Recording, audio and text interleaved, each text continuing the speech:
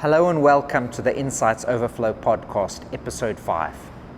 In this modern world, they say, data is the new oil, or keep mining and you might find gold.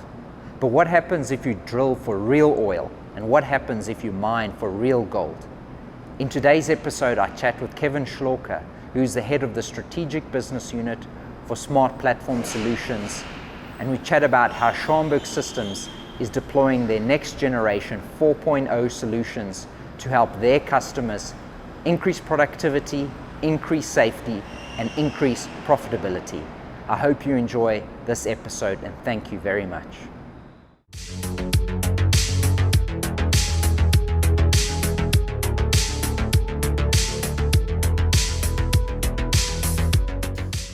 Hello and welcome to the Insights Overflow podcast. You're joining me on episode 5 today with Kevin Schlorke at Schauenburg Systems, who's the head of the strategic business unit, Smart Business Platforms. Kevin, welcome. So it's a pleasure to be here, and glad to have me on board, and I'm looking forward to speaking to you. Awesome. Yeah. So your title is Head of Strategic Business Unit. For Smart Platform Solutions. For Smart Platform Solution. Maybe in a nutshell, you can tell me what that is as well as what Schauenburg System does. So Schauenburg Systems is a locally based company in Southern Africa. And we build end-to-end turnkey solutions for the mining industry, specifically for safety and productivity. We have a large focus on PDS, which is proximity detection systems. We build systems, instruments that get installed onto vehicles and also installed onto cap lamps of mine workers. And these systems can detect whenever there's a close proximity between vehicle to vehicles or vehicle to persons. And because of level 9 compliance for DMR, the vehicles have to stop or crawl in scenarios or situations like this. So our systems, the platforms are built for that purpose. We also have solutions for occupational health and safety systems. So that would be gas detections, sensors, dust sensors, noise sensors. So it's your 3 pillars of occupational health and safety. And we also have solutions for access control and managing the lamp room operations for underground mines. Now, traditionally, we come from a design and manufacturing company for all these instruments and devices. And we've always had an older system called the MyMax system, which is a typical database application system for collecting the data from there. And that is quite old at the moment right now. So we have branched out and developed a new platform called smartmine IoT. And this is kind of a distributed edge computing system for big data analytics. And this is connecting to all of our products that we have operating on site and also the new ones that we're busy developing for our different solutions. And we're moving into the realm of Industry 4.0 and trying to build these insights to help improve productivity for our clients, to help improve their safety, and obviously improve profit as well at the end of the day, and mitigate the risk, health and safety. So Schauenburg, they manufacture the devices as well. So from a actual physical manufacture of the device, the firmware, everything.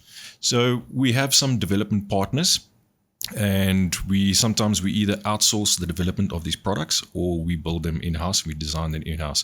So Schauenburg will do all the systems engineering and the project management. The development will happen, like I said, externally or internally, but we go through the entire verification and validation process and qualifying the instruments. And then we also have our own production facilities, but sometimes there might be some other components that are also produced externally. So at the end of the day, we directly supply to our clients. That's single OEM. And what's sort of unique about operating in the mining sector that somebody might not know from the outside? Because, it seems like such a tough industry to break into, or there's such a good group of sort of established players that sort of satisfy the mine's requirements. What is that? It is a very competitive environment. The client is always looking for the best quality and the best service that we can provide as well. Okay. I think that's also a strong point for Schauenburg. Not only do we develop and supply our own products, we have a very strong service department. So we actually have our own technicians in field. We are 800, 900 strong company, employees with our own service department. We service all the areas in South Africa, from the Rustenburg area to Limpopo to Northwest. And our technicians will go outside and repair the equipment, well-trained, strict standards.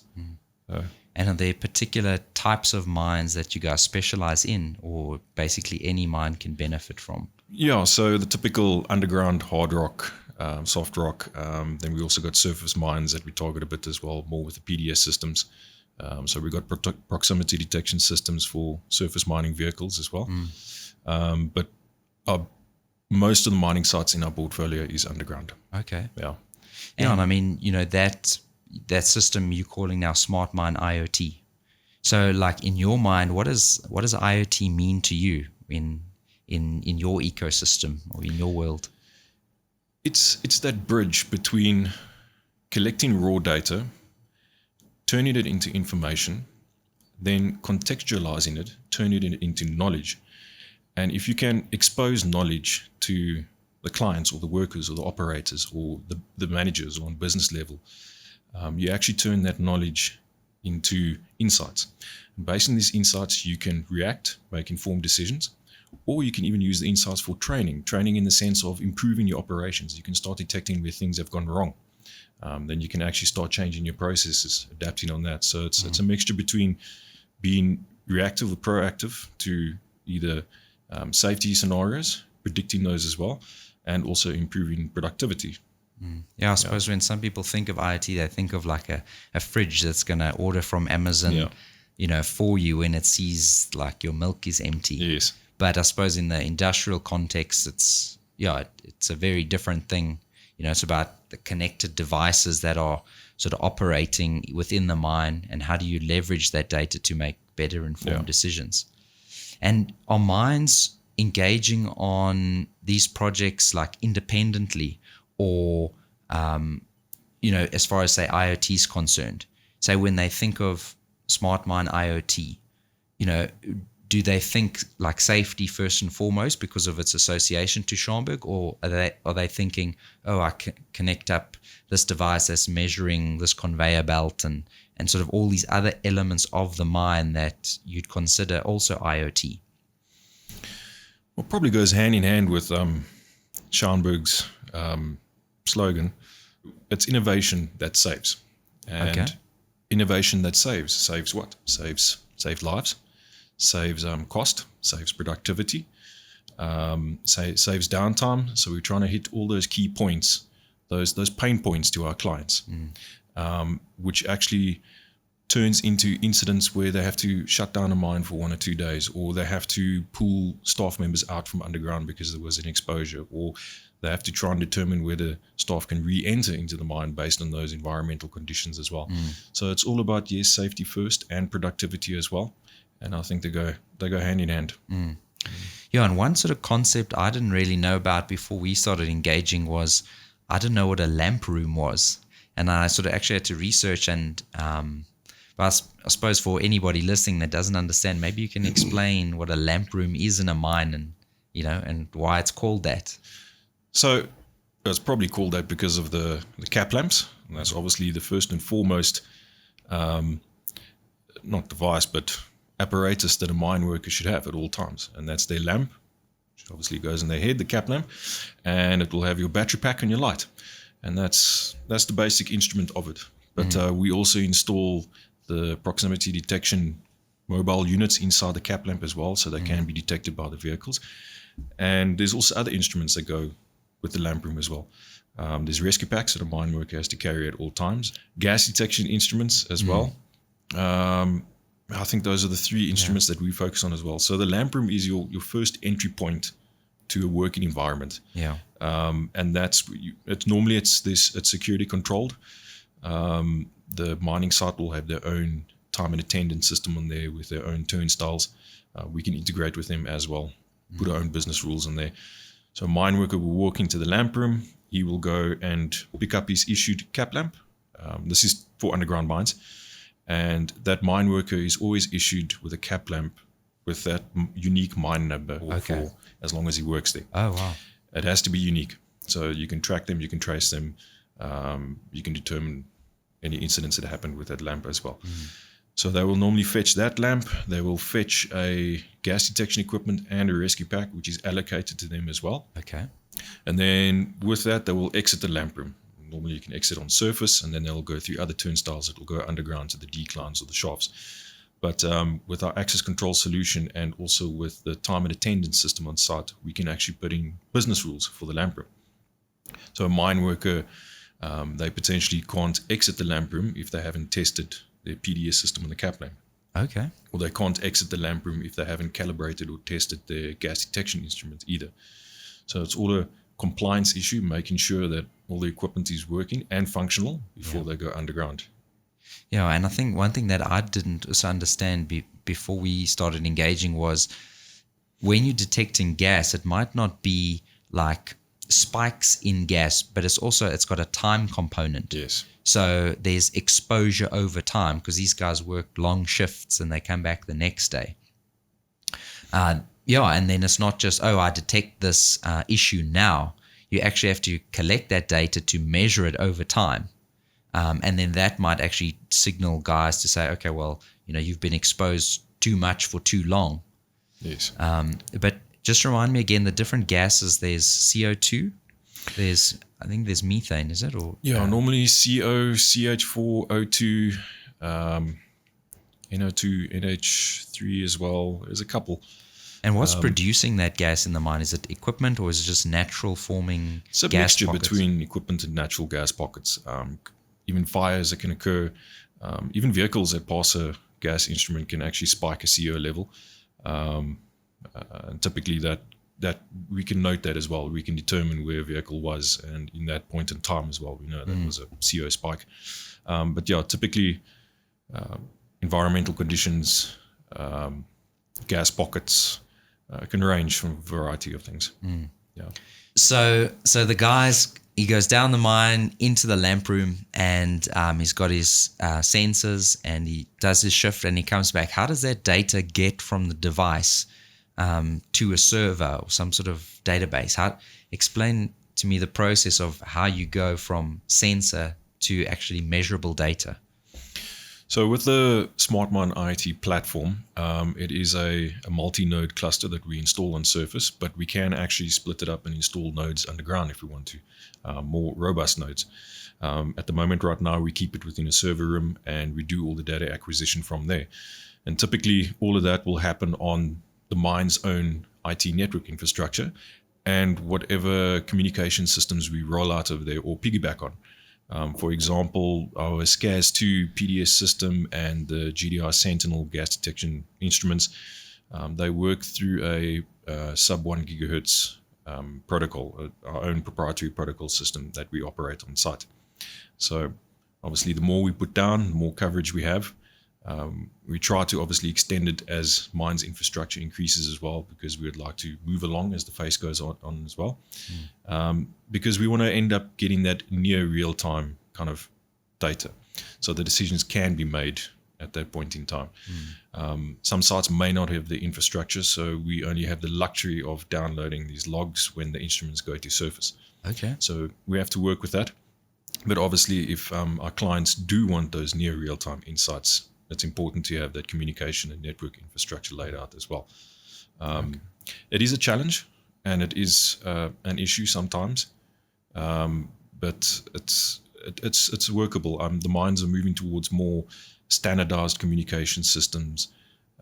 Wi-Fi is getting rolled out as well. Obviously, there's trials happening with 5G as well. So we want to standardize on that and try and piggyback on the mine's networks going forward. Our newer products will operate on Wi-Fi. Okay, that's cool. Yeah.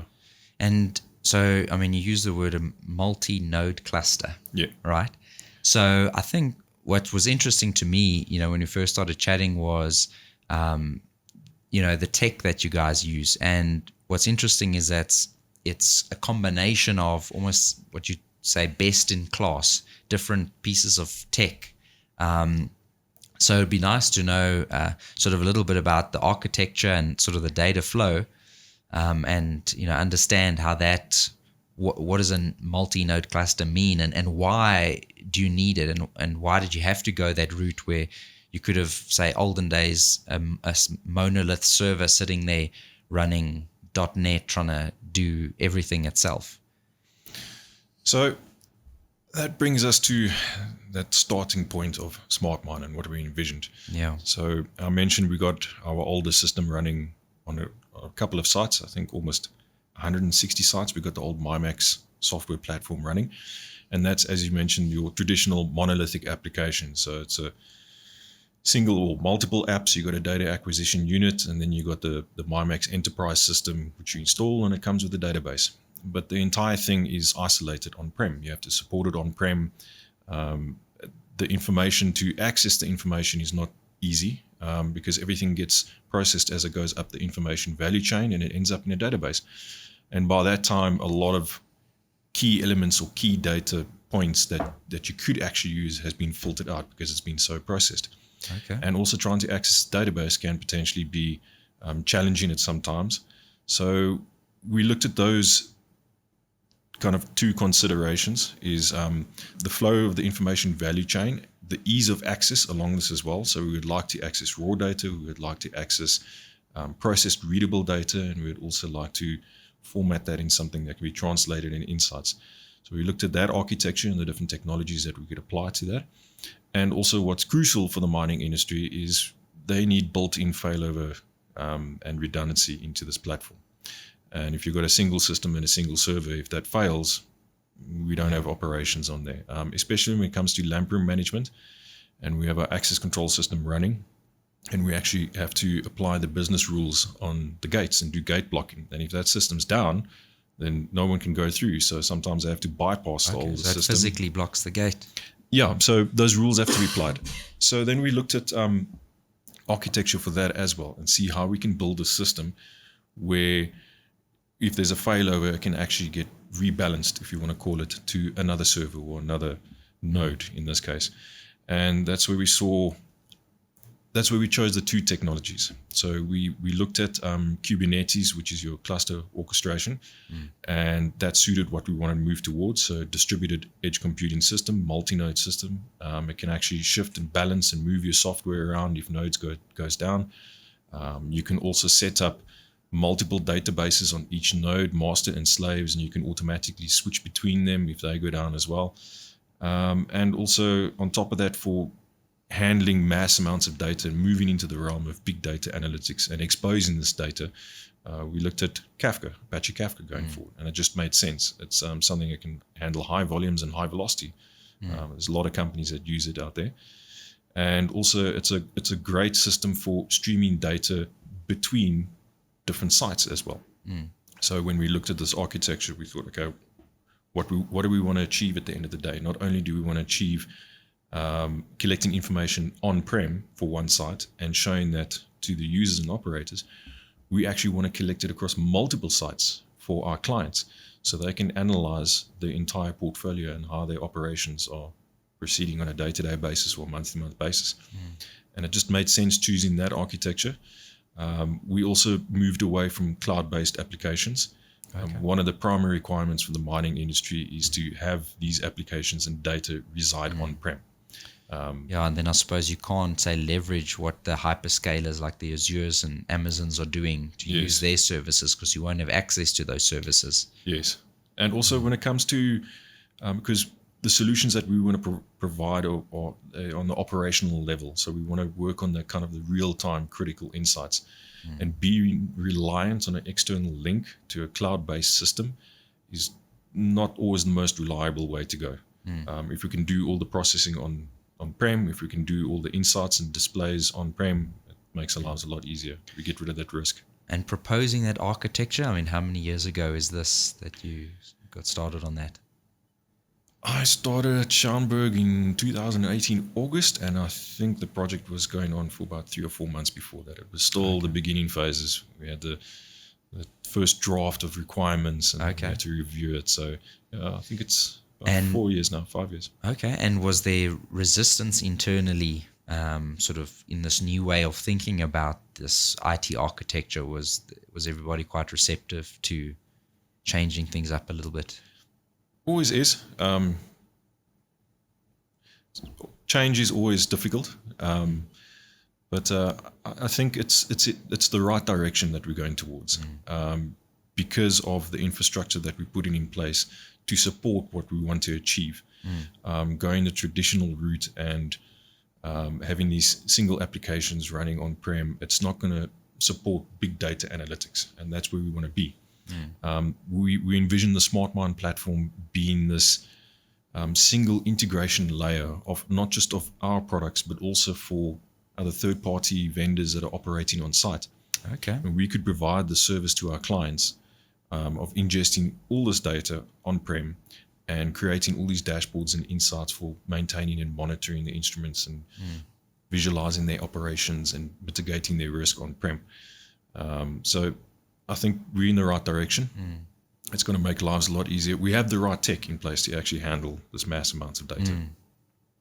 Yeah, that's what people always underestimate. You know, they sort of try go on an IoT project and they say, oh, cool, I'll just connect the sensor. And then it's like, okay, well, you know, what if that sensor produces a record every second? Where do you store it? How do you make sense of it? How do you analyze it, you know? So having that architecture from the get-go geared towards that, I mean, that is the right way to do it. Yeah, it's all about scaling. Yeah, and I mean, your ultimate vision from a smart mine IoT point of view, you know, like say we have this conversation in 5 years' time, you know, what do you envisage as like the final solution? The final solution, it would be to be able to connect with everything on-prem, to build these digital twins of everything on site, because the ultimate goal is to end up having a digital twin of the mining site, maintaining, monitoring everything, predicting trends that can occur. We also want to bring in machine learning and artificial intelligence into this as well to improve operations, to predict scenarios that could regularly occur as well, gas events that could occur in future, overexposure of employees. We could potentially start predicting where hotspots are or where collision hotspots are, the danger zones in the mine. We could even start automating workflows and work processes in case evacuations need to occur. We want to move into that realm and become that one single supplier of.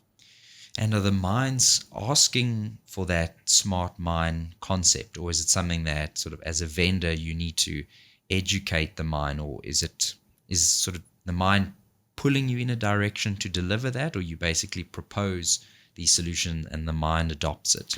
It's a mixture. It's a mixture between a push and a pull. The mines, they want those insights. They want to have the insights into the PDS systems. They want to have the insights into occupational health and safety systems. The entire industry is geared towards that. There's a big drive for Industry 4.0 in the mining industry, and they know the value of data, and they know the value of being able to view this at all times and make these decisions on the fly. Instead of having these isolated pockets of operations, now you can have someone sitting higher up, or someone who can have a better view of what's happening on their mining site. It's a lot more control, and you can reduce the risk. So that's the pull from the pull side, and obviously with DMR and regulations as well. They have to be compliant. They have to pull certain reports. They have to. So there are certain things that the mine has to do from a reporting point of view, from a governance point of view, yes. Right? So if they didn't have that, they basically couldn't operate, right? Correct, but from an instrument level, I mean they are compliant from a safety perspective for operators and mine workers. So the PDS systems that we install, they operate by themselves, so they can actually they can detect and prevent. At that moment. At that moment, yeah. Okay. So it runs in isolation. So especially with safety critical systems like that in instruments, that decision making has to happen in that ecosystem, PDS ecosystem. A gas instrument as well also calculates the peak levels, the exception levels when there was overexposure over a period of time, so that informs the workers immediately on the spot as well. So those things are highly critical for compliance and safety, but as well from a back-end side on a reporting and analysis and a statistical side of things.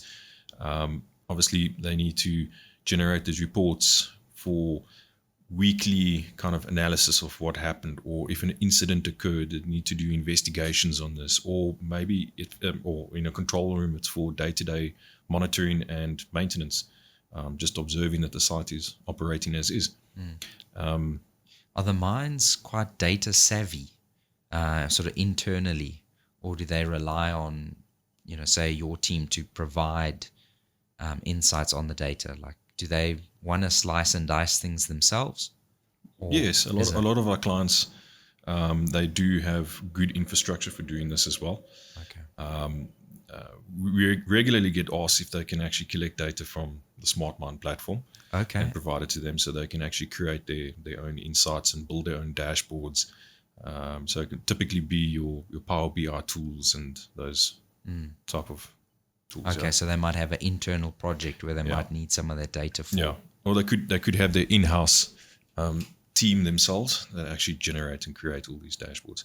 But typically they'll do it on a central location. So it's normally at the back end head offices, and they collect the data from all the sites. So Kevin, our paths crossed when you saw a bit of our software, and you guys had a need in terms of the amount of data you were generating, and how do you sort of derive insights and build dashboards on that data. So maybe you can explain to the audience the challenges you were facing, and what did you find about how OQLIS addressed those pain points that you were having that ultimately led you to choose to use our platform. So through this journey, obviously we took a heavy focus into infrastructure on the smartmine system, and how we're going to handle big data, how we can actually handle configurations in this, being able to manage this platform 24/7 remotely. And we built something. We built this reliable engine, this big engine that can operate. Now we wanted to give it a shell, and this shell is not a once-off shell that we can give it. Our clients, they want to adapt, and their requirements adapt. And one of our needs and one of the requirements from our side as well is that we have to rapidly supply these insights to our clients. 1 week they might need a new gauge, and we need to go and develop that. Or the next week they need a new dashboard because they've just figured out that this certain scenario is posing a risk to them, and they would like to monitor it and analyze it on a daily basis or weekly basis. And traditionally we always went the high code route, and that was the older system, the MyMac system. And going the high code route is just not feasible to keep up with where we want to go. We can ingest data very fast, we can adapt to it, but if we cannot keep up on the front end side and be able to supply these insights to our clients, then we are not going to move forward in this industry. And that's where we started going on the journey of, well, we need to find a type of low coding platform, either low code or no code. And we chose a open source platform before, but that was more just for basic data monitoring. It didn't have the flexibility that we wanted. We wanted something where you can have drill downs, you can have pop-ups, you can do proper email notifications or alerts. It was more flat structure, this one. You could only see from one layer, and you couldn't drill down into the insights. Okay. So that's where I went down the journey of starting to find different companies who have experience in this. And I came across you guys at Electromining last year. And I saw your dashboard on display. I looked at it, scrolled through it, and immediately I said, well, this is what I want. Because all the previous kind of suppliers that we met, they ticked some of the boxes, but they didn't tick all the boxes. And when we met you guys and we started discussing what we wanted out of this, you guys actually ticked all the boxes. And so here we stand today, 6 months down the line, and I think we're progressing very well together. Definitely. And I think, it goes to or talks to our vision of what we call the data intelligence platform. Because we know like data is like an ecosystem of different steps that you have to do. You need to ingest it, you need to store it, you need to analyze it. And then that needs to exist in like a business context. Like, how do I email the stuff out? How do I drill down? And, that's sort of our vision all along, is that, when dealing with data, you need to take a holistic view of every step of that journey. And that's sort of ultimately what we try to provide, is that data intelligence platform that allows our customers and partners to build their solutions that they've always envisaged on top of the foundational elements of OQLIS. And I think especially when it comes to the AI and ML stuff, I don't know, to my knowledge, any other platform that sort of unifies the dashboard concept with the AI concept, with alerts and scheduling and all of that. Because, ultimately, if you wanted to build AI models or machine learning models, you'd have to either do that through custom code and all of that stuff. So ultimately, what we're trying to do is provide our customer, even if they're not going to use every module that we have, there is that ability, should they want to offer more and more things, those modules are available to use in that same low code to no code type UI that allows them to do it. And I think, a big part of what the customers want is they want to make the solution look and feel like their own as well. And I think that's a big differentiator that we try to focus on, is how do we put our customer front and center, that allows them to leverage what we've done to service their customers, and then, make them look good. And, so that's ultimately what our goal is, to enable our customers to build these kinds of solutions on the platform. So, I think the team has done a phenomenal job in terms of what they've built so far. And I think we're just scratching the surface of what's possible. And I think to your point is, people tend to think of, say, reports and dashboards. They see it, they're like, oh, that looks nice. But when it comes to now, how do I drill down? How do I cross filter? How do I do all these sort of analytical things? And if you wanted to code all that stuff, it's very, very challenging to code, yes. Because we've coded it. So definitely, people want to get that sort of ease of access, sort of head start, sort of by leveraging a platform. No, so I think you guys made the right choice. And it's it's not just a great platform for building these insights. It's a great platform for that starting point for exploring your data. Because normally, sometimes, if you go the high code route, you can't really explore your data unless you have a proper tool. There's a lot of information which is untapped and untouched, which resides in there. Yeah. And that's why we needed something to quickly show to our clients and work with our clients and show them, okay, but we have this data set or this portion of information that you're not using. How can we leverage this to actually add more context, add more value to your insights? And it makes it a lot easier using a platform like this and actually building something rapidly for our clients. Yeah, because a customer might come up with a new idea also every couple of months. And, you don't want to say, oh, now I need to change that hard-coded report, You want to be flexible and say, this is what we found. Let's change this quickly. Let's sort of make it look the way that you want to. Add this drill down. So I can see from a servicing the customer point of view how that becomes a real benefit, to be reactive to their needs. Yes, walking that journey with them. Yeah, and so you guys sort of have a lot of core knowledge in your internal team. So the minds also aren't starting at zero. In terms of these insights, basically you create a base level pack of reporting that they should be using, and then you can use that as the base to improve over time. Start building on that. Yeah, and then that customer can add their unique insights, but they're not starting with a pure blank canvas, and you're sitting there asking them, so what do you want to see? It's like, oh, well, show me what you got. Yeah. It's like, no, well, what do you want to see? So obviously the mining sector, it's quite a traditional sector, and there's a lot of innovation that you guys are doing that you're sort of bringing to that sector. But if you look at sort of where you come from and where you are now, and you look to the future of this more digitally connected world, sort of AI, ChatGPT world, and you look at, for instance, the future of Schauenburg, what do you see as that future vision for Schauenburg Systems? And if you had to sort of sketch out not Industry 4.0, but Industry 5.0, like how would you describe that to somebody? Say if we were having this conversation 20 years, what would that future look like? So that will bring me to one of Schauenburg's mission, and that is to be a data-driven company, internally and also extending it to our clients. We've got a long history of building and supplying and servicing top quality products for PDS systems and gas detection instruments. But now we're moving into the realm of building connected worker ecosystems, how everything fits together and communicates together underground, and then connecting up to that.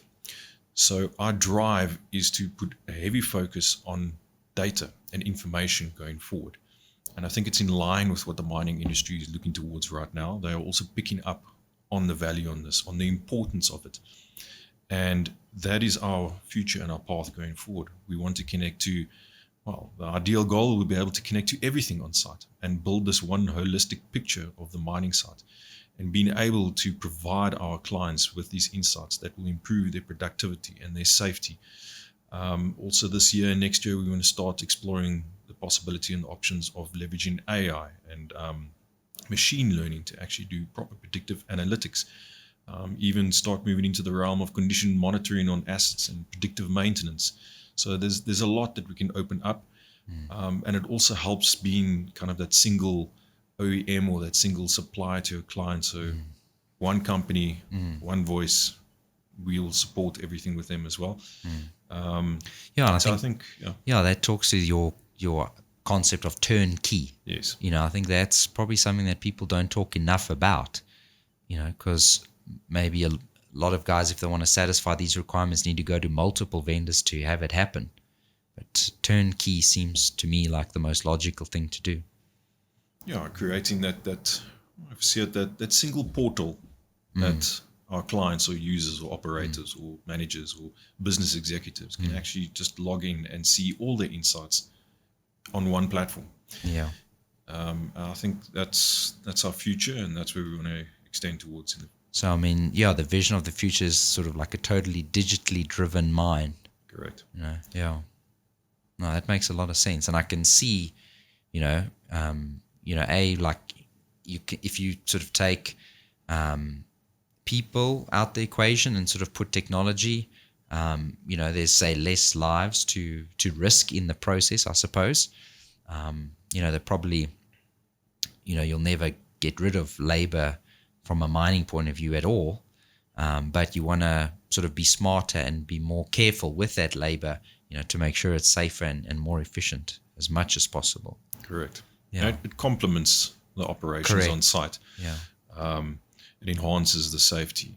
It improves decision making. If you have that visibility, or you have something that can predict a scenario that can occur, and if you have the right people being notified at the right time, it can improve productivity and safety rapidly.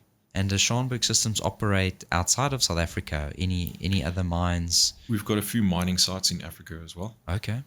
But the bulk of our clients are in South Africa. And obviously other mines are just as, the need to comply is just as strong as what we have here.